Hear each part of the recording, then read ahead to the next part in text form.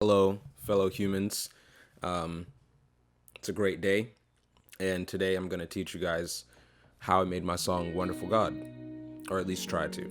So, the reason I'm doing this is because I started a Patreon, which is like a way that you can support your favorite creatives or creators and like a monthly subscription.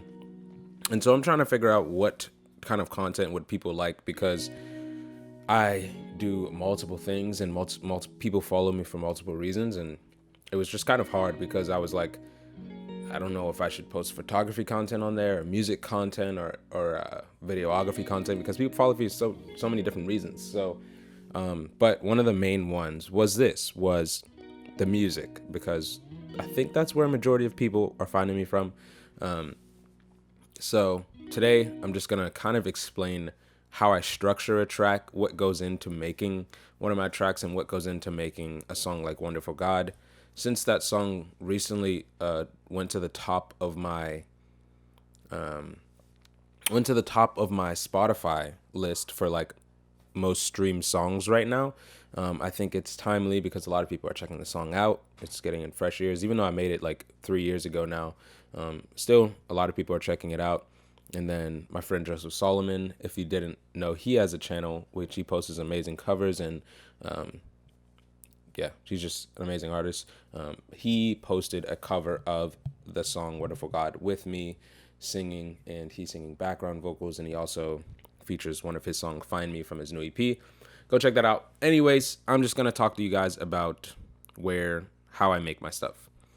So, I mainly start off with the chords. If you hear the track, I'll play that right now, but I start off mainly with chords. Chords drive the main feeling of my songs. I always try to incorporate chords in some way. And if you want to work with this kind of lo-fi, somewhat R&B, soulful kind of sound, you're gonna want to learn how to play chords. What I'm actually playing on this is somewhat of an F sharp major 7 to a it's actually F sharp major 7 with a B flat on the bass to that same chord in the right hand with an F sharp on the bass. I know I said that wrong. You're not supposed to do that. Music theory kids, don't kill me. But it's very chord based. And so for the song, I came up with the chords first because you guys hear how it sounds. It's just me singing Wonderful God over those simple chords. And then as the track progresses, as it cuts in, then you start hearing the guitars and you start hearing the drums and you start hearing those things. But what I start off with is the chords. From there, I usually go to drums, which to me are sometimes just as important as the chords because they give the track a feeling. Like the chords give the track the emotion, and the drums give the track that, like, whoa, you feel this, like it starts moving you. So if I could give two important things when you're making instrumentals, focus on your drums and focus on your chords. And after that, everything else is kind of just adding extra sauce. So drums are so specific when you're picking them because what I did on this track was I picked lo-fi sounding drums because I make lo-fi sounding music and all these different things. So when you're picking your drums and you're creating tracks and you're trying to figure out, okay, why does my track not sound like this? Most likely on the beat side, it's probably because your drums, you don't have the right drum sounds and you don't know how to mess around with them. I don't play drums necessarily, but I know how to have a swing a little bit. So when I play them on MIDI, it sounds a little bit more realistic. So when you are creating, it's good to have the right drum sounds. Where do I find my drum sounds? I find my drum sounds online pretty much. There's many places of Splice. I don't really use Splice, but I just look up lo-fi drum kits. Sometimes you find them on Reddit. Sometimes you find them on Google. Look up J Dilla drum kit. Any of your favorite artists. If your favorite artist is Kid Cudi, you could probably find a Kid Cudi drum kit somewhere out there. So that's all I do. I really just try to find the music style that I'm trying to make and then find a drum kit. And then usually I just mess around with that and I can come up with something half decent.